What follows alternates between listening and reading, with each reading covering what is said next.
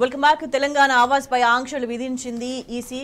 48 గంటల పాటు కేసీఆర్ ప్రచారంపై నిషేధం విధించింది. కాంగ్రెస్ ఫిర్యాదుపై నిర్ణయం తీసుకున్నట్టు చెప్పింది. మరి ప్రధానమంత్రి మోదీ చేసిన వ్యాఖ్యలు, అమిత్ షా చేసిన వ్యాఖ్యలు, సీఎం రేవంత్ రెడ్డి చేసిన వ్యాఖ్యలు ఈసీకి కనిపించట్లేదా అనే ప్రశ్న తెలంగాణ ప్రజల్లో నెలకొంది. మరోవైపు BRS social media in-charge Krishank అక్రమ అరెస్టుకు సంబంధించి కూడా అనేక ప్రశ్నలు తలెత్తుతున్నాయి. ఏం జరుగుతుంది దేశంలో కానీ రాష్ట్రంలో కానీ? అధికారంలో ఉన్న వాళ్ళకి వ్యతిరేకంగా మాట్లాడితే ఈ విధంగా వేధిస్తారా, అక్రమంగా కేసులు బనాయిస్తారా అంటూ కూడా తీవ్రంగా ఒక చర్చ నడుస్తున్న సందర్భం కనిపిస్తుంది. వాళ్ళు మనం చర్చిద్దాం. మనతో పాటు వాళ్ళ చర్చలో జాయిన్ అవుతున్నారు బీఆర్ఎస్ నుంచి సోమ భరత్ గారు, అదేవిధంగా ఆయుచితం శ్రీధర్ గారు. గుడ్ మార్నింగ్ అండి. భరత్ గారు, ఏం కనిపించింది ఈసీకి కేసీఆర్ చేసిన వ్యాఖ్యల్లో? 48 గంటలు బ్యాన్ విధించేంత అంత సీరియస్ వ్యాఖ్యలు ఎక్కడున్నాయి? మరి మనకి ఇంకా అంతకంటే చాలా చాలా దారుణమైన వ్యాఖ్యలు మనం చూసినాం. వాళ్ళకి ఎక్కడ కూడా వాటి మీద స్పందించలేదు, దాని మీద మాట్లాడలేదు, దాని మీద బ్యాన్ విధించలేదు. మిగతా వాటిని ఇట్లా వదిలేస్తా కేవలం కేసీఆర్ ప్రచారంపై నిషేధం విధించడాన్ని 48 గంటల పాటు ఎట్లా చూడాలి? కేసీఆర్ గారు ఏ సందర్భంగా మాట్లాడినారు అనేది ఫస్ట్ ఇంపార్టెంట్ అండి. మొత్తము పంటలు ఎండబెట్టి కరెంట్ లేక, సాగునీరు లేక, తాగునీరు ఇవ్వకుండా ఉండంగా కూడా సాగునీరు తాగునీరు ఇవ్వకుండా ఉండంగా కరెంట్ ఇవ్వకుండా ప్రజల్ని, రైతులు ఆత్మహత్యలు చేసుకునే సందర్భము, తర్వాత పంటలు ఎండిపోయిన సందర్భము, తర్వాత వచ్చిన పంటను కూడా కొనకపోయిన సందర్భము, తర్వాత చేనేత కార్మికుల్ని రాచి రంపాన పెడతా ఉన్నారు. కావాల్సుకొని వాళ్ళ బిల్లులు ఇవ్వకపోవడము, వాళ్ళకు మొగ్గలకు పని లేకుండా చేయడము, వాళ్ళకు ఏ రకమైన వాళ్ళ అప్పుల పాలవడము, తర్వాత అప్పులు కట్టలేని పరిస్థితిని క్రియేట్ చేయడము, ఆత్మాభిమానంతో అవి కట్టలేని పరిస్థితులు ఆత్మహత్యలకు చేసుకోవడము. ఈ సందర్భంగా కేసీఆర్ గారు అప్పటికే సూర్యాపేటకి, తర్వాత ఏది పంటలు ఎండిపోవడము, ఈ పొలాల పరిశీలన కోసం సూర్యాపేటకు పోవడం, రైతుల దగ్గరికి పోవడము, తర్వాత కరీంనగర్ పోవడము, ఆ తర్వాత సిరిసిల్ల రావడం. సిరిసిల్లలో 55 నిమిషాల ఇంటర్వ్యూ, ఆ ఇంటర్వ్యూ ప్రెస్ కాన్ఫరెన్స్, అదేమి పబ్లిక్ మీటింగ్ కాదు, తర్వాత అదేమి ప్రచార సభ కూడా కాదు. ఆ సందర్భంగా వారు మాట్లాడిన విషయాలు ఏంటంటే, ఇట్లా చేస్తూ ఉన్నారు ఆవేదనతోని, కోపంతోని. ఇన్ని 9 సంవత్సరాల చిల్లర బ్రహ్మాండంగా ఉన్న తెలంగాణని మరుభూమిలాగా మార్చినారు అనే సందర్భంలో వారు ఆవేదన వ్యక్తం చేసుకుంటూ మాట్లాడిన మాటలు అవి. ఆ మాటలలో కూడా ఎంత విచక్షణారహితంగా ఒక కాంగ్రెస్ నాయకుడు ఏమంటాడంటే, ఇట్లా వాళ్ళ దగ్గర విలేకరులు మాట్లాడిన సందర్భం, ఆ సందర్భంలో ఏందండి ఇట్లా 4 నెలలనే ఇట్లా ఆత్మహత్యలు, ఈ పరిస్థితి ఏందని అంటే, బీఆర్ఎస్ గవర్నమెంట్ ఉన్న రోజులు బాగా తిన్నారు కదా, వాళ్ళ మెక్కి తిన్నారు కదా, తిని ఇప్పుడు ఏం చేస్తారు కావాలని అంటే రోజులు పాపడాలు అమ్ముకోమని అంటారు. ఒక చేనేత కార్మికులు, ఒక ఆర్టిజాన్స్ అసహ్యకరమైన పద్ధతిలో మాట్లాడితే ఏ కొడుకులు అట్లా మాట్లాడేది అనేది పేరు కూడా పెట్టలేదు.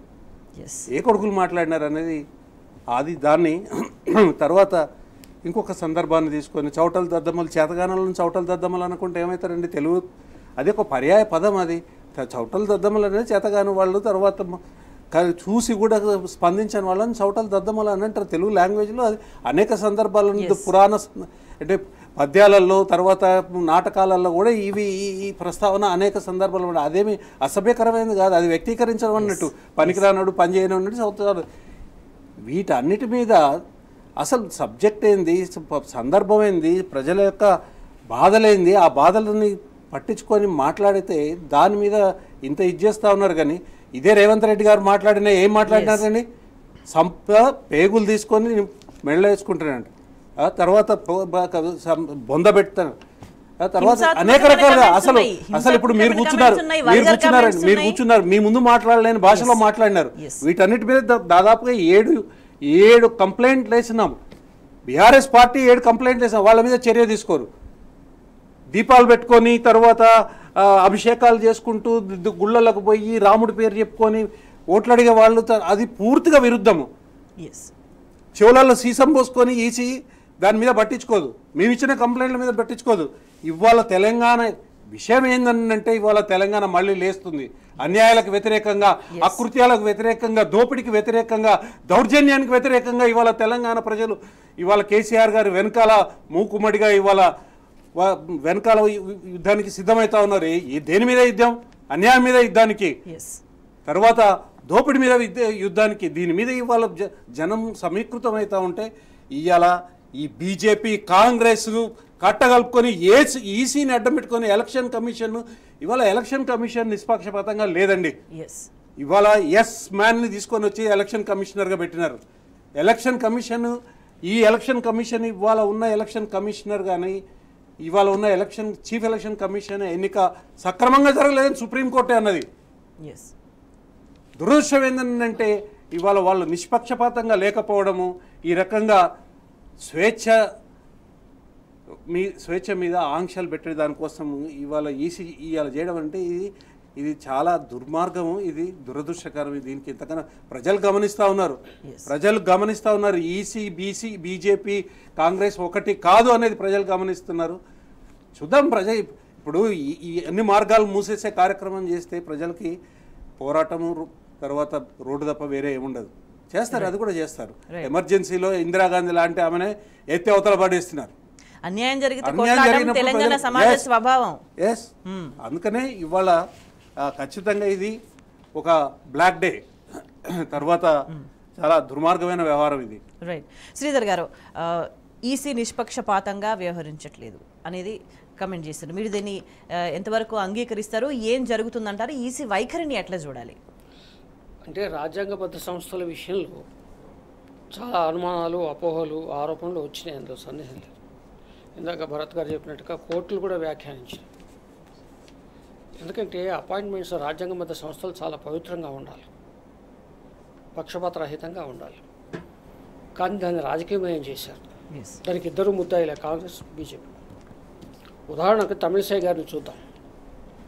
ఆమె ఇక్కడ గవర్నర్గా అపాయింట్ కాక ముందు రోజు వరకు ఆమె భారతీయ జనతా పార్టీ అధ్యక్షురాలు అక్కడ. ఓకే, ఇక్కడ గవర్నర్గిరి వెలగబెట్టింది ఆమె. ఆరోపణలు చేశారు ప్రజలు కానీ, కేసీఆర్ గారు కానీ అందరూ. తర్వాత ఆమె గవర్నర్గిరి అయిపోయిన తెల్లారి మళ్ళీ అక్కడ అభ్యర్థి, తమిళనాడులో ఇవాళ భారతీయ జనతా పార్టీ అభ్యర్థి. అంటే రాజ్యాంగబద్ధ సంస్థలు కమిషన్ ఉన్నంత కాలం కూడా రాజకీయ వ్యాఖ్యలే చేస్తున్నారు. రాజకీయ వ్యాఖ్యలు స్పష్టంగా చేసింది ఆమె. క్యాబినెట్ తయారు చేసిన ఉపన్యాసం చదవలేదు ఆమె, సొంతంగా మాట్లాడింది. నేను తలుచుకుంటే ప్రభుత్వం పడిపోయేది అని ఇలాంటి విపరీతమైన సంచలన వ్యాఖ్యలు చేసింది ఆమె. ఉదాహరణ ఎందుకు చెప్పానంటే రాజ్యాంగబద్ధ సంస్థల్ని, వ్యక్తుల్ని, ఉండవలసిన పదవుల్ని రాజకీయమయం చేసిన ఘనత కాంగ్రెస్ పార్టీది, భారతీయ జనతా పార్టీ. దాంట్లో భాగంగానే వాళ్ళ ఎన్నికల కమిషన్. ఇది ఒక రకంగా బడేబాయ్ చోటేబాయ్ అంటున్నాం ఇప్పుడు ఈ మధ్య, ముద్దు పేర్లు పెట్టుకున్నారు. బడేబాయ్ చోటేబాయ్ ఇద్దరు కలిసి చేసిన కార్యక్రమం. మరి ఎవరు పెట్టలేదండి, వాళ్ళిద్దరే అనుకున్నారు. ఈయనే అన్నాడు, రేవంత్ రెడ్డి గారు, ఆయన బడేబాయ్ నేను చోటేబాయ్ అని. కాబట్టి దీని వెనక ఉన్న రహస్యం ఏంటంటే కేసీఆర్ గారు ప్రజల్లోకి వచ్చిన తర్వాత అపారమైన ఆదరణ లభిస్తోంది. ఏకంగా సీఎం అని అంటున్నారు నినాదాలు. ఆయన సాంకేతికంగా సీఎం కాదు, మనం ఒప్పుకోవాల్సిందే. కానీ ప్రజలు మాత్రం ఒప్పుకోవట్లేదు. ఆయనే మా సీఎం అంటున్నారు.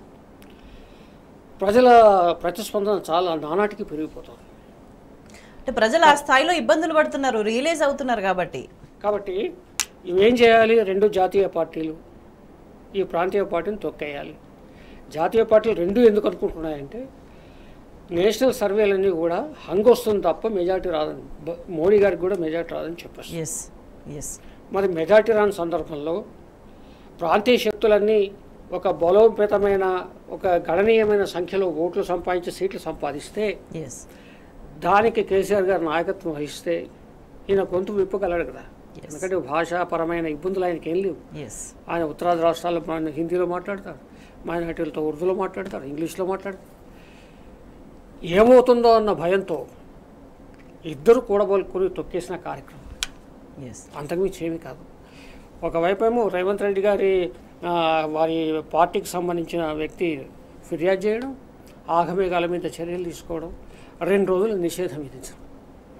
కానీ కేసీఆర్ గారి గొంతు నొక్కే ప్రయత్నం ఇవాళ కాదు, 25 ఏళ్ళని జరుగుతూనే ఉంది, ఇవాళ కొత్త కాదు. కానీ ఇంతగా గొంతు నొక్కే ప్రయత్నం చేస్తే ఒక మంత్రిని నేలకేసి కొడితే ఎంత పైకి ఎట్లా లేస్తుందో కేసీఆర్ గారు అంత ఉవ్వెత్తులు లేస్తారు. ఇవాళ ఎలక్షన్ కమిషన్ కాబట్టి, ఎంత కాదన్నా అది ఒక రాజ్యాంగబద్ధ సంస్థ కాబట్టి ఆదేశాలు ఆయన గౌరవించి ఆయన హాయిగా ఇంటికి వెళ్ళిపోయారు. కానీ గతంలో ఉద్యమంలో కానీ, ఆ తర్వాత కానీ, ప్రభుత్వం వచ్చిన తర్వాత కేంద్రం పెట్టే ఇబ్బందులకు కానీ ఆయన ఏనాడు తల వంచలేదు. గొంతెత్తి నిర్ణయించిన చరిత్ర కేసీఆర్ గారికి ఉంది. ఇది ఒక రకంగా కేసీఆర్ గారు గొంతు నొక్కడం కాదు. బ్రిటిష్ వాడి హయాంలో ఒకటి ఉంది, అది గ్యాగింగ్ యాక్ట్ అని, చాలామంది తెలియదు. అంటే గ్యాగింగ్ అంటేనే నోరు మూయడం. ఆ నోరు మూసే యాక్టింగ్ మా భరత్ గారికి తెలుసు. మళ్ళా బ్రిటిష్ పరిపాలన తలపిస్తారు. నోరు మూయడం ఏంటి? ప్రజాస్వామికంగా మరి మాట్లాడుతున్న ఉపన్యాసాలు ఇస్తున్న వ్యక్తి పోని అదే జరిగింది అనుకో, అదే వాస్తవం అనుకుంటే బట్టబయలే. ఇది కొత్తగా మేమిద్దరం చెప్పాల్సిన పని లేదు. రేవంత్ రెడ్డి గారి పరిభాష ఎంత అసహ్యంగా ఉంటుంది, ఎంపీ అరవింద్ గారి పరిభాష ఎంత అసహ్యంగా ఉంటుంది. మీరు మమతా బెనర్జీని ఏమన్నారు ఎన్నికల సమయంలో? ఎంత అసహ్యంగా, మరి ఒక మహిళ అన్న విషయం కూడా మర్చిపోయి, ఇవన్నీ మర్చిపోయి తర్వాత సాధ్వి రితంబర, ఉమాభారతి, తర్వాత వాళ్ళ నాయకులు మతాల విషయంలో ఎంత అసహ్యంగా మాట్లాడారు.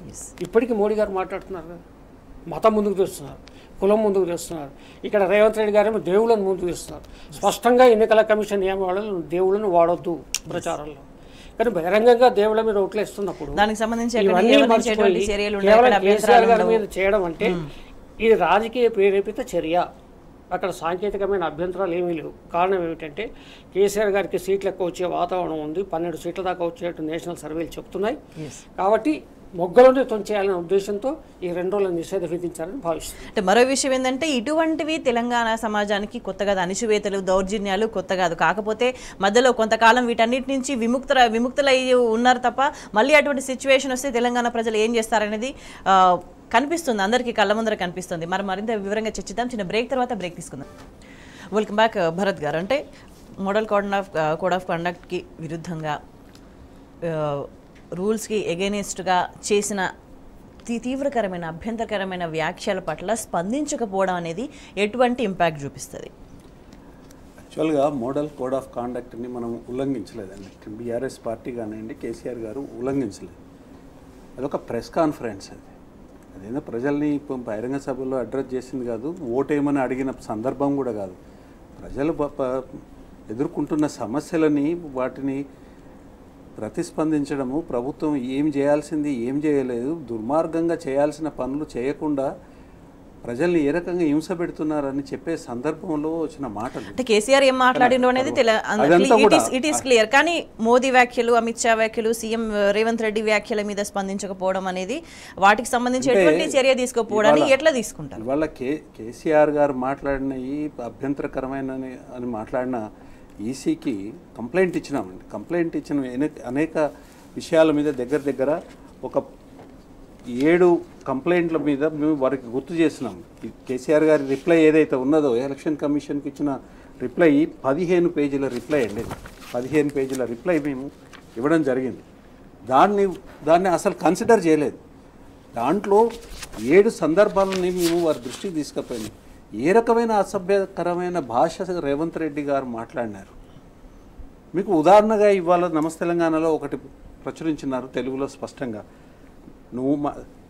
రేవంత్ రెడ్డి గారి స్పీచ్లో కేసీఆర్ గారిని అడ్రస్ చేసుకుంటూ, నువ్వు మాట్లాడితే లత్కోరు లఫంగి మాటలకు అంగిలాగులు ఊడదీసి చెర్లపల్లి జైల్లో చిప్పకూడు తినిపిస్తా బిడ్డ, కొడుకు బిడ్డతో కలిసి ఉండేందుకు చెర్లపల్లిలో డబుల్ బెడ్రూమ్ కట్టిస్తా, 10 ఏళ్ళు రాష్ట్రాన్ని దోపిడి దొంగల అడుగు పందుల్లా పట్టి పీడించారు. కాంగ్రెస్ కార్యకర్తలు తలుచుకుంటే ఆయన ముట్టి మీద డ్రాయర్ కూడా ఉండదు. ఇది సభ్యత గల భాష అండి. ఇది సీఎం మాట్లాడే భాష. ఇది అసలు ఒక రాజకీయ నాయకుడు మాట్లాడే భాషనా? ఇది సీఎం అందులో తర్వాత ఒక సీఎం మాట్లాడే భాషనా? ఈ భాష మాట్లాడినది ఇది అభ్యంతరకరము. ఇది కూడా తర్వాత ఎన్నికల కోడ్ వచ్చిన తర్వాత మాట్లాడినని ఎలక్షన్ కమిషన్కి కంప్లైంట్ ఇచ్చినాము. ఏం చేస్తుంది ఎలక్షన్ కమిషన్? నిద్రపోతుందా? చెవులలో సీసం వేసుకొని కళ్ళకి ఏమైనా గ్రంథాలు కట్టుకున్నారా? రాజ్యాంగబద్ధమైన ఒక వ్యవస్థ అది. ప్రజలకి హక్కుంటుంది డిమాండ్ చేసే దానికోసం. పక్షపాతం లేకుండా సమానత్వంతో ఉండాలా. ఇవాళ ఈసీ, సిబిఐ, ఇన్కమ్ ట్యాక్స్, తర్వాత ఎలక్షన్ కమిషన్, మీరంతా ఒక పద్ధతిలోకి వచ్చినారు కదా. అంటే ఒక సైడే వినడం, ఇంకొక సైడ్ పట్టించుకోకపోవడం, తర్వాత వాళ్ళని దానివల్ల ఏమవుతుంది? ఎంకరేజ్ చేయడం అవుతుంది కదా. ఇవాళ రేవంత్ రెడ్డి ఇట్లా మాట్లాడేది 4 మాటలు మాట్లాడతారు, 6 మాటలు మాట్లాడతారు. ఆపకుండా ఉంటే ఎట్లా? 15 పేజీలలో దాదాపుగా 7 ఇంతకుముందు ఇచ్చిన కంప్లైంట్లు అన్నిటి గురించి ఒక్కొక్క దాని గురించి సాధారణంగా పూర్తి అంటే పూర్తి అన్ని వివరాలతోని కంప్లైంట్ ఇస్తే కంప్లైంట్లను పట్టించుకోకపోవడం ఏందండి? మీరు కంప్లైంట్లు మేము ఇచ్చినాము, వాటి మీద కూడా మీరు విచారణ చేయండి, నిష్పక్షపాతంగా ఉండండి అని వేడుకుంటే ఆ దానికి సంబంధించిన ఒక్క విషయాన్ని కూడా పరిగణలోకి తీసుకోకుండా ఇవాళ ఈ భాష కూడా ఇవాళ ఎలక్షన్ కమిషన్ ఉపయోగించిన భాష కూడా అభ్యంతరకరంగా ఉన్నది, చాలా దురదృష్టకరము. ఒక రాజ్యాంగబద్ధమైన నిష్పక్షపాతంగా ఉండాలని రాజ్యాంగం నిర్దేశించిన సంస్థ ఈ రకంగా వ్యవహరించడం అనేది చాలా దురదృష్టకరం. ఎందుకు ఆపుతారండి మీరు? ఎట్లా ఆపుతారు? ఇది ఏం పద్ధతి? ఇది మోడీ గారు మాట్లాడేది ఏంది? అమిత్ షా గారు మాట్లాడేది ఏంది? రేవంత్ రెడ్డి గారు మాట్లాడేది ఏంది? కాంగ్రెస్ నాయకులు మాట్లాడేది ఏంది? ఎన్ని రకాల మాటలు మాట్లాడుతున్నారండి? వాటన్నిటిని పట్టించుకోరు మీరు. కడుపు మసలు మేము ఏం మాట్లాడాలి? మేము ఎక్కడ చెప్పుకోవాలి? ప్రజలకు చెప్పుకుంటున్నాం. ప్రజలకి ఆ బాధ ఆవేదనలో నుంచి వచ్చే ఏదైతే భాష ఉంటుందో అదే భాష ఉపయోగించినాము. పోనీ మీరు ఇప్పుడు మమ్మల్ని ఆపినారు, మరి వాళ్ళని ఎందుకు ఆపట్లేదు? మమ్మల్ని శిక్షించినారు, మరి బీజేపీని ఎందుకు శిక్షించట్లేదు? ఇవాళ కాంగ్రెస్ని ఎందుకు శిక్షించట్లేదు? బీజేపీ కాంగ్రెస్ మీకు అంటే బీజేపీ కాంగ్రెస్ తర్వాత ఈసీ ఒకటైపోయినా ఎలక్షన్ కమిషన్ ప్రశ్నిస్తామండి, తప్పనిసరిగా ప్రశ్నిస్తాము. వీళ్ళేమి అద్దాల మెడలో కూర్చొని ఇష్టం ఉన్నట్టు అందరి మీద రాళ్ళేస్తే నోరు మూసుకొని కూర్చోడానికి ఇదేమన్నా డెస్పాటిక్ కంట్రీనా? ఇదేమన్నా డిక్టేటర్షిప్ ఉన్న కంట్రీనా? ఇది ఖచ్చితంగా ఇది ప్రజాస్వామ్యయుతమైన కంట్రీ. మాట్లాడే స్వేచ్ఛగా రాజ్యాంగం ఇచ్చింది. గుంజుకుంటే ఖచ్చితంగా తిరగబడతాం, మాట్లాడతాం. రాజ్యాంగం ఇచ్చిన హక్కు ద్వారా ప్రశ్నిస్తాం. ఇవాళ అదే చేస్తూ ఉన్నాం, ప్రశ్నిస్తూ ఉన్నాము. ఎన్ని రోజులు చేస్తారు మీరు ఈ దుర్మార్గాలు? ఎన్ని రోజులు చేస్తారు ఈ అణచివేతలు? ఎన్ని రోజులు చేస్తారు? కేసీఆర్ గారిని మలినపరిచేదాని కోసం ప్రజలకు నీళ్ళు అని దుర్మార్గమా? ఇవాళ లక్షలాది మంది ఇవాళ పేదరికంలోకి నెట్టివేయబడ్డారు. మొత్తం తెలంగాణ భూభాగాన్ని మొత్తం మరుభూమిని చేస్తున్నారు. ఇవాళ ప్రజలు దానికి వ్యతిరేకంగా మాట్లాడుతూ ఉన్నారు. ఇవాళ కేసీఆర్ వెళ్తే కేసీఆర్ వెనకాల సమీకృతమవుతూ ఉన్నారు. మీకు దాని మీద మీకు అభ్యంతరం అయిందని అంటే మీరు కొట్టుకొని పోతారు, మీ దుర్మార్గాలు బయటపడతాయి. అందుకని చెప్పేసి ఇవాళ ఎలక్షన్ కమిషన్ని ఉపయోగించుకొని ఇట్లాంటి దుర్మార్గమైన ఆర్డర్లు పాస్ చేయడం, మేము ప్రజాక్షేత్రంలోనే కొట్లాడతామండి. దీన్ని ఖచ్చితంగా ప్రజలతో మాట్లాడతాం. ఈసీని ఖచ్చితంగా ప్రజలలో ఎండగడతాం. మా పార్టీగా ఈసీని ప్రజలలో ఎండగడతాము. తర్వాత ఈ బీజేపీ కాంగ్రెస్ ఒకటే అనే విషయము, తర్వాత బీజేపీ కాంగ్రెస్కి ఈసీ ఒత్తాసు పలుకుతుందన్న విషయాన్ని మేము ప్రజలలో స్పష్టంగా మాట్లాడతాం. అంటే ప్రజలకి అర్థమవుతుంది అంటే ఎందుకు ఎవరి మీద చర్యలు తీసుకుంటున్నారు, ఎవరి మీద చర్యలు తీసుకోవట్లేదు అనే దాన్ని బట్టి. అంటే ఫలానా వాళ్ళు ఏం మాట్లాడినా నడుస్తుంది, ఏం మాట్లాడినా చెల్లుతుంది అనే ధోరణిని ప్రజలు ఎట్లా రిసీవ్ చేసుకుంటారంటారు? దీని వెనక ఎటువంటి ఆలోచన, ఎటువంటి ఒక లైన్ నడుస్తుందంటారు? ప్రజలు తిడితే, ప్రజలు విమర్శిస్తే మరి ఎలక్షన్ కమిషన్ ఏం చేస్తుందో చూడాలి. ఒక నాయకుడి విమర్శకు వాళ్ళ ప్రతిస్పందనగా ఎలక్షన్ కమిషన్ 2 రోజులు నిషేధం విధించింది. మరి ప్రజలే ముందుకు వచ్చి అంటారు, ఎన్ని లక్షల మందిని మీరు నోళ్ళు మూయిస్తారు, ఎన్ని కోట్ల మందిని మూయిస్తారు? ఎప్పుడైనా ప్రపంచంలో నియంతృత్వం అనేది, నోరు మూయించడం అనేది, నిర్బంధించడం అనేది చెల్లుబాటు అయిందా, నిలబడిందా? ఇదే కాంగ్రెస్ పార్టీ ఇందిరాగాంధీ గారు 75-77 మధ్య దేశాన్ని జైలుగా మార్చేశారు. దేశమంతా జైలే, నాయకులంతా జైలులోనే. కానీ జరిగింది ఏమిటి? ఎప్పుడైనా కానీ ప్రజలు ఓటు వేసే సమయంలో, ఆ పోలింగ్ సమయంలో ఏ నిషేధాలు, నిర్బంధాలు, కమిషన్లు ఏవి ఉండవు. ప్రజల ఆత్మసాక్షి మాత్రమే పనిచేస్తాయి. కాబట్టి అత్యంత నిర్బంధమైన నేపథ్యంలో కూడా తొలిసారిగా భారతదేశంలో ఒక ప్రధానిని ప్రజలు ఓడించారు, ఇందిరాగాంధీ గారు. అంటే ఈ ఎన్నికల సందర్భంలో కూడా పరిస్థితులు చాలా భిన్నంగా ఉన్నాయి నిజంగా. అంటే ప్రపంచ దేశాలన్నీ కూడా ఈసారి ఇండియాలో ఏం జరుగుతుంది, ఈ ఎలక్షన్స్ ఎటువంటి టర్న్ తీసుకుంటాయి, దేశ భవిష్యత్తు ఎట్లా మారిపోతుంది అనే దానికి సంబంధించి కూడా ఆసక్తిగా గమనిస్తున్న సందర్భంగా కనిపిస్తుంది. జరుగుతున్న పరిణామాలు కూడా గతంలో ఎప్పుడు లేనంత భిన్నంగా కనిపిస్తున్నాయి. ఏమంటారు? అంటే ప్రజలు జరిగిందాన్ని తొందరగా తెలుసుకున్నారు. స్పష్టంగా ప్రజలు చెప్తున్నారు, మార్పు అంటే ఏదో ఆశించాం, రైట్, కానీ ఆశించేది జరగలేదు కదా, సరికదా. కొండ నాలుగు మంది వేస్తే ఉన్న నాలుక ఊడినట్టు పథకాలన్నీ పోయినాయి, ప్రభుత్వ సాయం పోయింది, మాకేమీ మిగలేదు, చౌరస్తాలో ఉన్నామని ప్రజలు అనుకుంటున్నారు. రైట్. కానీ సాంకేతికంగా చేయగలిగింది ఈ ప్లెబిసైట్ అయిన వ్యవస్థ ఉంటే బాగు. ఒక నాయకుడిని ఎన్నుకున్న తర్వాత ఆ నాయకుడి మీద ఇష్టం లేకపోతే ప్రజలు మళ్ళీ ఆ నాయకుడిని దించే ఒక వ్యవస్థ మనకు లేదు.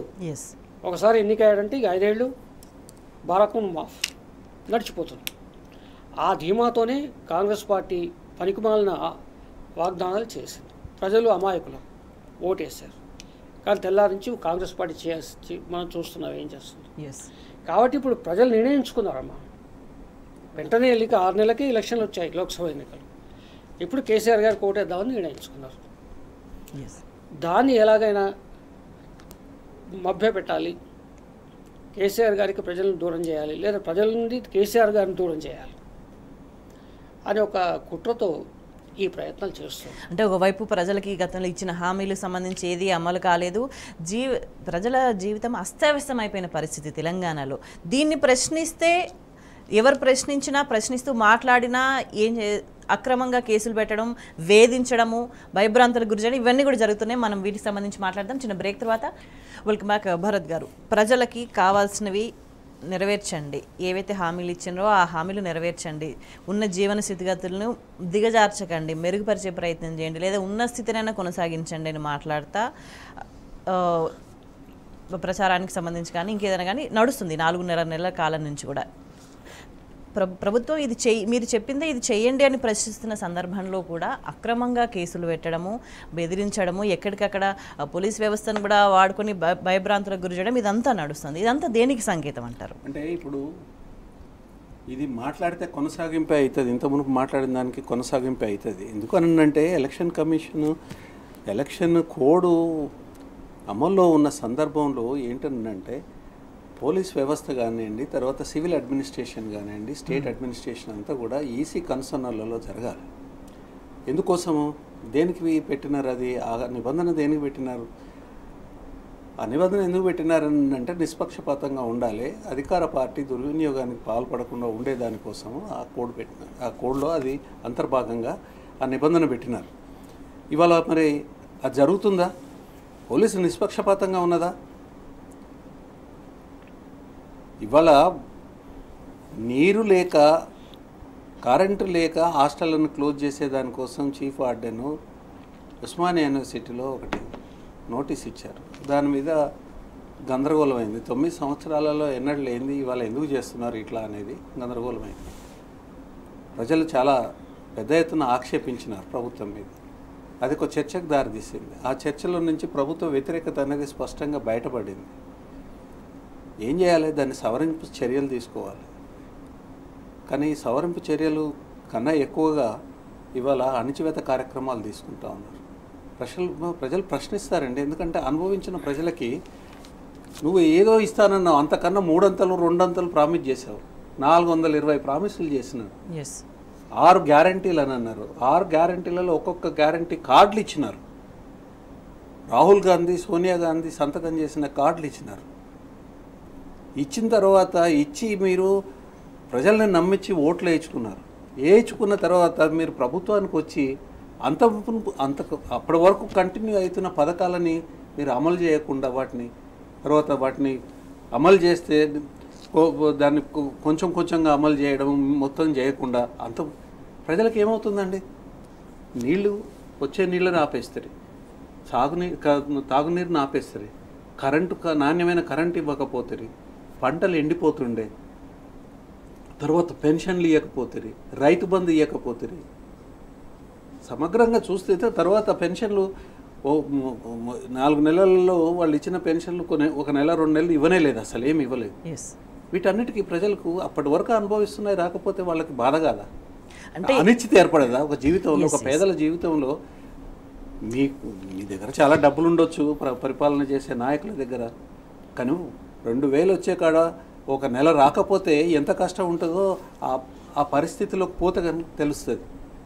వాళ్ళ ఆవేదన వాళ్ళు వ్యక్తపరుస్తూ ఉన్నారు. ఇవాళ అయ్యో మేము పొరపాటు చేసిన, మార్పు అంటే ఇట్లయితుందని అనుకోలేదు అని వాళ్ళ రోడ్డు మీదకి వస్తూ ఉన్నారు. ఇవాళ కేసీఆర్ కనిపించే వరకే పెట్టిన చెయ్యి చేసిన మనిషి, ఆదుకున్న వ్యక్తి, నాయకుడు ఇవాళ ఆయన వెనకాల సమీకృతం అయితే దొంగ దెబ్బలు తీస్తారా? అంటే సీఎం సొంత వీటన్నిటితో పాటు సీఎం సొంత ఇలాకాలో ఇవాళ మళ్ళీ నీళ్ళ కోసం రోడ్డు ఎక్కిన పరిస్థితి. బొడ్రాయి పండుగ ఉన్నా కూడా మంచినీళ్ళు ఇవ్వట్లేదు అన్న పరిస్థితి. అంటే మొదటిసారి కాదంటే గత కొంతకాలంగా కూడా మల్టిపుల్ టైమ్స్ నీళ్ళు ఇవ్వండి, తాగడానికి నీళ్ళు ఇవ్వండి అని రోడ్డు ఎక్కిన పరిస్థితి కనిపిస్తుంది. ఇది 9 సంవత్సరాలలో ఎన్నడూ లేనిది ఇవాళ ప్రజల్ని రోడ్డు మీదకి పంపించినారు కదా. ఇది దుర్మార్గం కాకపోతే ఏమవుతుంది? దీన్ని ప్రశ్నిస్తే ఏం చేస్తున్నారు? ఇవాళ దీన్ని ప్రశ్నిస్తే సవరించుకోవట్లేదు, సవరించుకోకుండా నోరు బారేసుకుంటున్నారు. తర్వాత ఎలక్షన్ కమిషన్ ఇవాళ కోడ్ అమల్లో ఉన్నప్పుడు ఎలక్షన్ కమిషన్ సోమోటోగా తీసుకోవాలండి. వాళ్ళంతటా వాళ్ళకి పెద్ద వ్యవస్థ ఉన్నది. పేపర్లు చదివేటోళ్ళు ఉంటారు, టీవీలు చూసేటోళ్ళు ఉంటారు. ప్రజలు ఎక్కడ ఏ రకమైన వైలేషన్ జరుగుతుంది, కోడ్ వైలేషన్ జరుగుతుంది అనేది చూస్తారు. కంప్లైంట్ ఇవ్వాల్సిన అవసరం కూడా లేదండి. ఇవన్నీ స్పష్టంగా కనిపిస్తున్న వాటి మీద సోమోటో తీసుకోవాలి. ఎన్ని కేసులు తీసుకుందండి ఎలక్షన్ కమిషన్ సోమోటో? ఎవరి మీద తీసుకున్నది? బాధితుల మీద తీసుకున్నది. బాధితులు ఎవరైతే ఉన్నారో బాధల కారణం అయిన వాళ్ళని తీసుకోకుండా బాధపడుతున్న వాళ్ళ మీద కేసులు పెట్టడము, తర్వాత వాళ్ళని ఆక్షేపించడము ఇవన్నీ చేస్తూ ఉంది. ఇది అభ్యంతరకరం. తర్వాత పోలీసుల మీద దుర్వినియోగం చేస్తుంది రాష్ట్ర ప్రభుత్వం. దాని మీద వాళ్ళు మాట్లాడాలి. కంప్లైంట్లు ఇచ్చినా మాట్లాడట్లేదు. చెవులలో సీసం వేసుకొని కూర్చుంటే, కళ్ళకు గుట్టలు గంతలు కట్టుకొని చెవులలో సీసం పోసుకుంటుంటే ఏం చేయాలి? ప్రజలు రోడ్డు మీదకే వస్తారు, తప్పనిసరిగా వస్తారు. కాబట్టి ఇవాళ ఏం జరుగుతుంది అంటే నిర్బంధం జరుగుతుంది, బెదిరిస్తూ ఉంటారు, తీసుకుపోయి అరెస్టులు చేస్తూ ఉంటారు.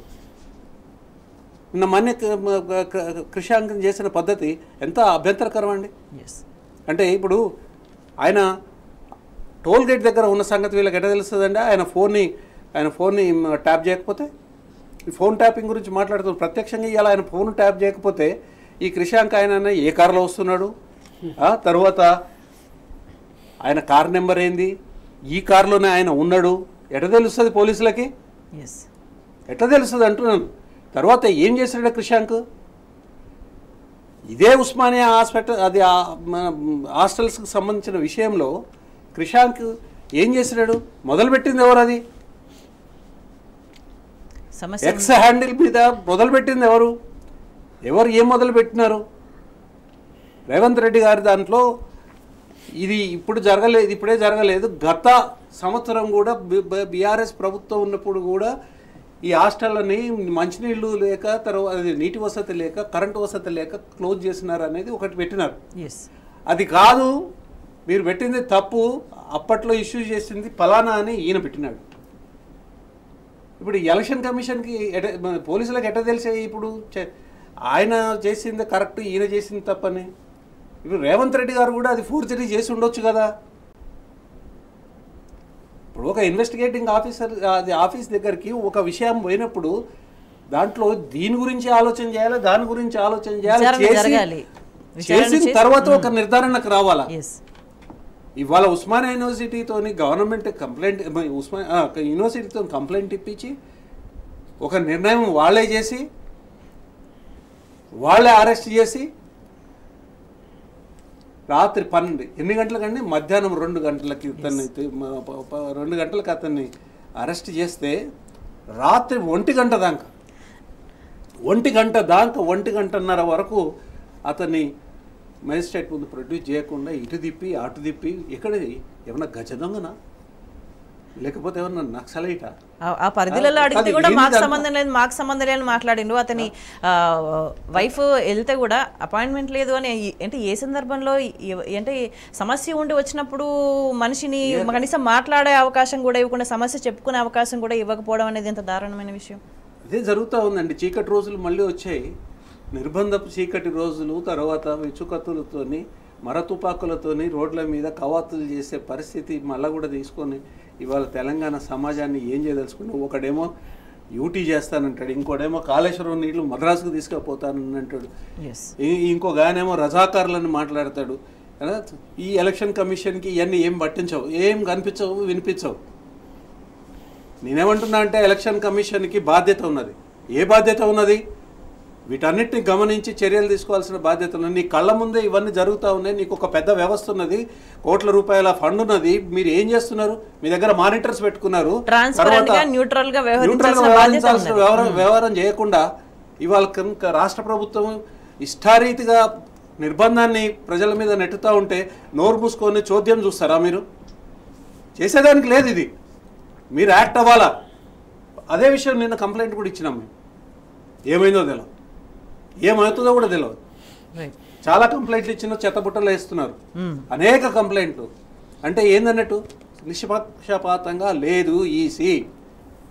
ప్రజలు అన్నీ అబ్జర్వ్ చేస్తున్నారంటే తెలంగాణలో ఏం జరుగుతుంది, ఏం జరగబోతుందనే ఆందోళన కూడా వ్యక్తమవుతుంది.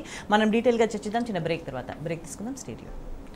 Welcome back. శ్రీధర్ గారు, ప్రజలు ఏం మాట్లాడుతున్నారు, తెలంగాణ సమాజం ఏం మాట్లాడుకుంటుంది అనేదాన్ని ఒక్కసారి మనం గమనిస్తే కనుక ఒక ఓవర్ పీరియడ్ ఆఫ్ టైం రాష్ట్రం వచ్చిన తర్వాత ఓకే బేసిక్ నీడ్స్ అన్నీ తీరిపోయి ఫర్దర్గా నెక్స్ట్ స్టేజ్లో లైఫ్ ఎట్లా ఉండాలి, ఎట్లా ప్లాన్ చేసుకోవాలి, నెక్స్ట్ జనరేషన్స్కి కానీ ఉన్న జనరేషన్ కూడా కంఫర్టబుల్గా బతకడానికి జీవనస్థితి మెరుగుపడడానికి ఏం కావాలి అని ఆలోచించి డిమాండ్ చేసిన పరిస్థితి గత అసెంబ్లీ ఎన్నికల సందర్భంలో. కానీ ఇప్పుడు చూస్తే బేసిక్ నీడ్స్ కూడా తీరని పరిస్థితి, వాటి కోసం రోడ్ ఎక్కాల్సిన పరిస్థితి. అంటే ఈ సందర్భంలో అంటే మిగతావి మాట్లాడకుండా ప్రజల్ని ఇంతవరకే రిస్ట్రిక్ట్ చేసే ఆలోచన కుట్ర ఉంది అని భావిస్తున్నారా దీనికి సంబంధించి? అంటే ఇప్పుడు బాధ్యత గల వ్యక్తులు ప్రజల్లోకి వెళ్ళాలి సందర్భం వచ్చిన. మీరు గమనించండి, వ్యవసాయ శాఖ మంత్రి ఒక కళ్ళాన్ని దర్శించిన దృశ్యం మనం చూడలేదు. మొన్నటికి మన విద్యాశాఖ మంత్రి ఇప్పుడు ముఖ్యమంత్రి గారే ఆయన కంట్రోల్లో ఉంది. ఉస్మానియాలో ఆ సంక్షోభం తలెత్తగానే ఏం చేయాలి? ఆయన వెళ్ళాలి, విద్యార్థులు కలవాలి, ఏం జరిగింది. ఇంతవరకు అటు ముఖం చూపించాలి. ఈ మంత్రులకు ముఖ్యమంత్రులకు ఐపీఎల్ మ్యాచ్ చూడడానికి సమయం ఉంటుంది కానీ ఓ ఆత్మహత్య చేసుకున్న రైతు కుటుంబాన్ని పరామర్శించాలి, ఒక కళ్ళం దగ్గరికి వెళ్ళి వాళ్ళ కష్టాలు ఏంటో తెలుసుకోవాలి, ఒక విద్యార్థి కరెంట్ లేక నీళ్ళు లేక ఎట్లా బాధలు పడుతున్నారని ఒక క్యాంపస్కి వెళ్ళాలి. ఆ పనులు చేయట్లేదు మీరు. కాబట్టి ప్రజలు ఆలోచిస్తున్నారు, ఎక్కడో పొరపాటు జరిగింది 4 నెలలకు, ఎక్కడో మోసపోయాం, ఎక్కడో తొందరపడ్డాం అన్న భావన ప్రజలందరిలో వచ్చింది, అందులోనే వచ్చింది. ఎందుకంటే దీనికి ప్రత్యేకంగా ఎవరు మీరో నేను చెప్తే ప్రజలు రియాక్ట్ కారు, వాళ్ళ అనుభవంలోకి వస్తేనే రియాక్ట్ అవుతారు. ఇవాళ ప్రతిపక్ష నాయకులు ఎవరో బిందెలు పట్టుకొని రోడ్ల మీదకి వచ్చే పరిస్థితి వచ్చిందంటే ప్రజలు నమ్మరు, కానీ వాళ్ళు చూస్తుంటే నమ్మేస్తారు. ఇవాళ పత్రికల్లో దృశ్యాలు వస్తున్నాయి, మనకు తెలిసి 9.5-10 ఏళ్లలో ఎప్పుడు కూడా అలాంటి దృశ్యాలు పత్రికలు కవర్ చేయాలి. బిందెలు పట్టుకొని రోడ్ల మీదకి రావడం. నిన్న రాత్రి నేను ఇవాళ మీ ద్వారా చెప్తున్నా, నేను ఉండేది కొత్తపేట తెలుసుకున్నాను. నిన్న రాత్రి 3 సార్లు కరెంటు పోయింది. మరి కరెంటు పోతుంది, కరెంట్ రావట్లేదు, 24 గంటలు కరెంట్ లేదంటే ఎక్కడ లేదు బుకాయిస్తున్నారు. కానీ నేను నమ్మను కదా, నేను అనుభవించిన వాడిని. నిన్న రాత్రి 3 సార్లు కరెంటు పోయింది కొత్తపేట ప్రాంతాల్లో. ఇది తెలుసుకోవచ్చు ప్రభుత్వం ఈ మాటలు వింటే కనుక. నేను నమ్మను. అట్లాగే ప్రజలు ఎవరి అనుభవంలో వాళ్ళు ఆ చేదు అనుభవాలు వాళ్ళు ఎప్పుడైతే ముందుకు వచ్చాయో ప్రజలు ఇప్పుడు తిరగబడే ప్రయత్నం చేస్తున్నారు, ఆలోచిస్తున్నారు, ముందుకు వస్తున్నారు. ఇది ప్రభుత్వానికి మింగుడు పడ్డాలి. ప్రభుత్వం ఏంటంటే వచ్చిన తర్వాత లోటుపాట్లు ఉంటే వస్తాయి, వచ్చినప్పుడు ఏంటంటే సవరించుకునే ప్రయత్నం చేయాలి, ప్రజల్లోకి వెళ్ళాలి, తెలుసుకోవాలి. ఆ ప్రయత్నాలు చేయట్లేదు మీరు గమనించాలి. కాబట్టి వాళ్ళ ప్రజలు తిరగబడే వాతావరణం ఏదైతుందో ఆ వాతావరణం నుంచి ప్రజల దృష్టిని మళ్లించాలంటే ఇలాంటి కార్యక్రమాలు చేస్తారు. కేసీఆర్ గారి మీద 2 రోజులు నిషేధం, క్రిషాంక్ను అరెస్ట్ చేయడం. పాపం క్రిషాంక్ అంటే ఇంతకు అతను ఒక మేధావి, యువ మేధావి, ఒక దళిత సమాజం నుంచి ఎదిగి వచ్చిన బిడ్డ. అన్నిటికంటే ముఖ్యంగా నేషనల్ ఇంటర్నేషనల్ ఛానల్స్లో కూడా మాట్లాడే సత్తా ఉన్న వ్యక్తి. మీకు తెలుసు కదా, మీరు పనిచేస్తున్నారు ఛానల్స్లో. ఆ కాంపిటెన్సీ లేకపోతే, ఆ సాధికారత లేకపోతే పిలవరు కదా మీరు. కానీ నేషనల్ ఛానల్స్లో కూడా నేను చాలా చూస్తాను డిబేట్స్, జాతీయ సమస్యల మీద, అంతర్జాతీయ సమస్యలు. అలాంటి బిడ్డను పట్టుకొని వాళ్ళు అరెస్ట్ చేశారు. ఆయన చేసింది ఏముందని? అంత కొంపలేమకపోతే సంఘ విద్రోహ శక్తి కాదు. ఆయన పాస్పోర్ట్ పట్టుకొని ఏదో విదేశాలకు పారిపోడు, ఇక్కడే ఉంటాడు కదా. పిలిపించి మాట్లాడి ఏకంగా అరెస్ట్ చేశారు. ఇవన్నీ ఏంటంటే ప్రభుత్వం ఒక అసహనం ప్రదర్శిస్తుంది, ప్రజల తిరుగుబాటు, ప్రజల వ్యతిరేక జీర్ణించుకోలేక ఎప్పుడైతే అసహనానికి ప్రభుత్వం గురవుతుందో ఇలాంటి పనికిమాలిన చర్యలని ప్రభుత్వాలు చేపడతాయి. మన గతంలో కూడా చూసాం. దాంట్లో భాగంగానే ఇవాళ రేవంత్ రెడ్డి గారి ప్రభుత్వం తిరుగుబాటు మీద, ప్రశ్నించే గొంతుకల మీద ఉక్కుపాగత మోతే ప్రయత్నం చేస్తుంది. అట్లాగే కేంద్రంలో ఉన్న మోడీ గారి ప్రభుత్వం రాజ్యాంగ సంస్థలను వినియోగించుకొని ఏ రకంగానైనా ఈ గొంతు నొక్కాయాలి, తెలంగాణ గొంతు నొక్కాలని ప్రయత్నం చేస్తాం. అయితే అయ్యే పని కాదు.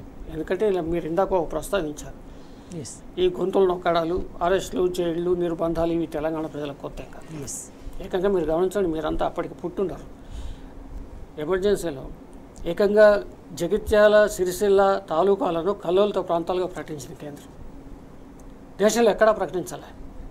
అంటే ప్రజా ఉద్యమాలని ఎట్లా దాన్ని దారికి తెచ్చుకోవాలి, వాళ్ళని ఎట్లా బుజ్జగించాలి, వాళ్ళ కోరికలు ఎట్లా తీర్చాలనే ప్రయత్నం పక్కన పెట్టేసి ఈ నిర్బంధం ప్రయోగించే ఈ విధానం అనేది కాంగ్రెస్ పార్టీకి వెన్నుతో పెట్టిన విద్య. మొదటి ముద్ద కాంగ్రెస్, నో డౌట్. జయశంకర్ గారు కూడా అన్నారు, తెలంగాణకు జరిగిన అన్యాయం విషయంలో ఆ వీడియోస్ కూడా ఉన్నాయి. మొదటి ముద్దాయి కాంగ్రెస్సే. నేను భరత్తో ఇంకా కేసీఆర్ గారు, కేటీఆర్ గారు అంటే ఏదో రాజకీయ ఉద్దేశాలు ఆపాదించవచ్చు, కానీ జయశంకర్ గారు ఆయన ఎంత ఒక పర్వత సమానమైన మనిషి. ఆయనే అన్నాడు స్పష్టంగా మీడియా ముందు, మొదటి ముద్దాయి కాంగ్రెస్ అని చెప్పేసి. కాబట్టి వాళ్ళ రాష్ట్రంలో ఉన్న కాంగ్రెస్, కేంద్రంలో ఉన్న భారతీయ జనతా పార్టీ, ఈ రెండు కూడా ఎప్పుడైనా కానీ మీరు గమనించండి, సినిమాల్లో ఒక హీరో ఉంటాడు, ఇద్దరు విలన్లు ఉంటారు. ఆ ఇద్దరు విలన్లకు, ఆ మాఫియా డాన్లకు కొట్లాట్లు ఉంటాయి. కానీ హీరోకు పై చేయనప్పుడు ఆ డాన్లు ఇద్దరు ఒకటైపోతారు. ఇవాళ ఆ దృశ్యం కనిపిస్తుంది భారతదేశంలో. బద్ధశత్రువులైన కాంగ్రెస్, బీజేపీ ప్రాంతీయ అస్తిత్వ శక్తులను ఎట్లా అడగదొక్కాలనే విషయంలో మాత్రం ఇద్దరు ఒకటే మాత్రం ఇవాళ పనిచేస్తున్నారు.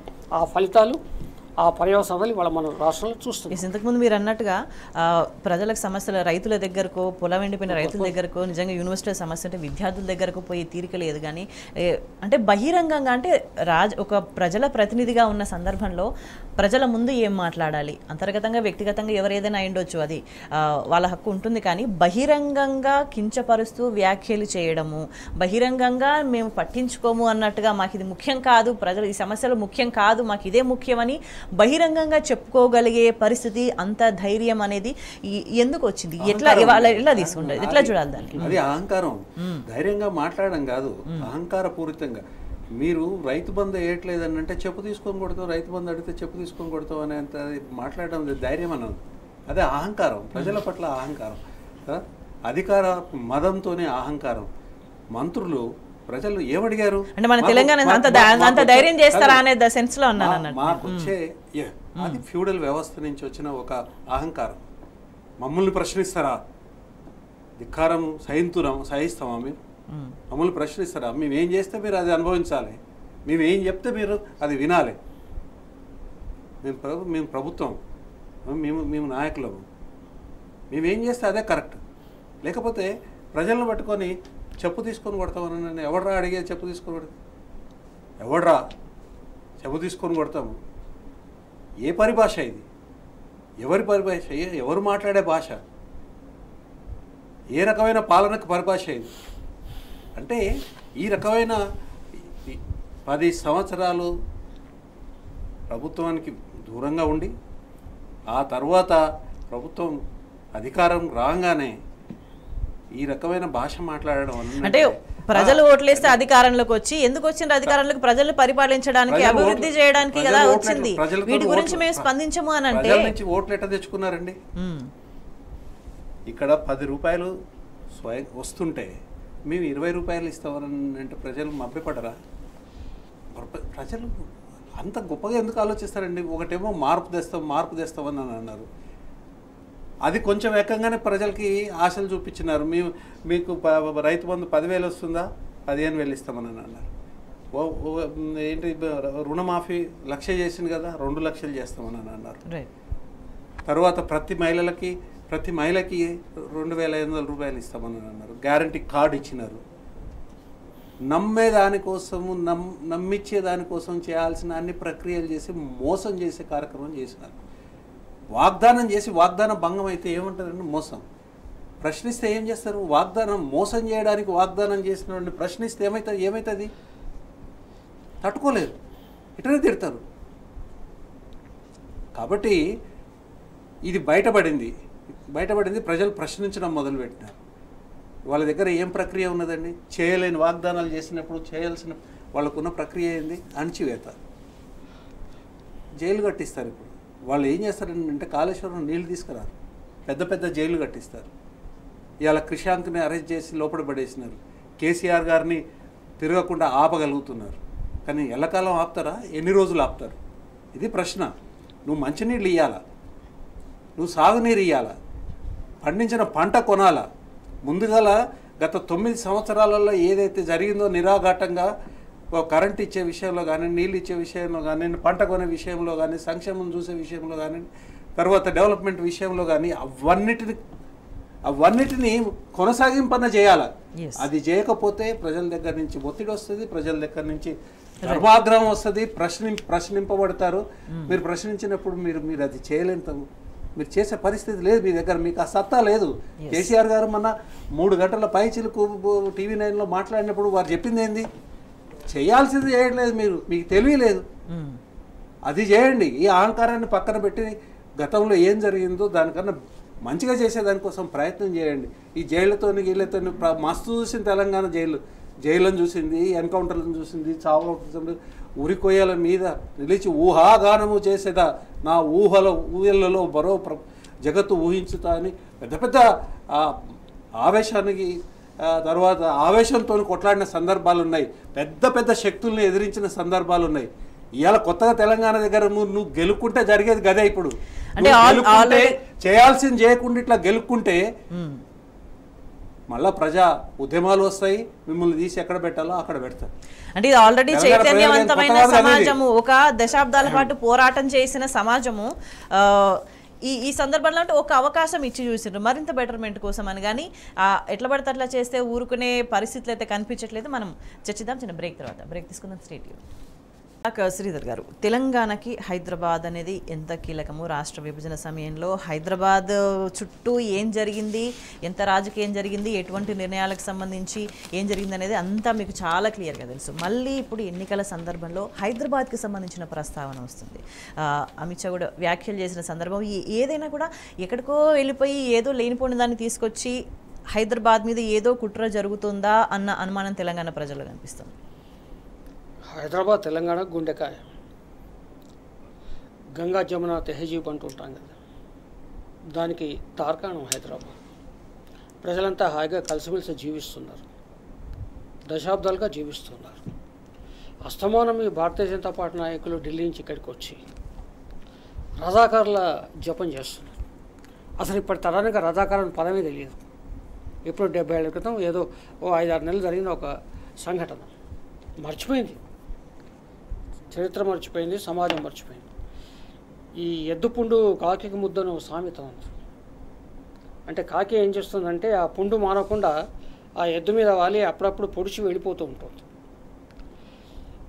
భారతీయ జనతా పార్టీ నాయకులు కూడా ఆ పని చేస్తున్నారు. ఇప్పుడు ప్రజల నుంచి ఏం డిమాండ్ రాలేదు కదా, రజాకార్ల పాలన వస్తుంది ఓహో అని చెప్పేసి. ప్రజలు ఆందోళనతో లేరు కదా, కలిసిమెలిసి జీవిస్తున్నారు. వాళ్ళు అడుగుతున్న అంశాలు వేరు, వాళ్ళు మాట్లాడుతున్న అంశాలు వేరు. కానీ ఎందుకంటే వాళ్ళకి అద్దప్పు వేరే ఏం లేదు. ప్రజలకి చేశామని చెప్పుకుని ఓట్లు అడిగే ఆస్కారం వాళ్ళకి లేదు. ఏమైనా మతపరమైన విభజన తీసుకురావాలి, దాంట్లో భాగంగానే వాళ్ళ ఈ రజాకార్ల జపం తప్ప అంతకుమించేవి కాదు.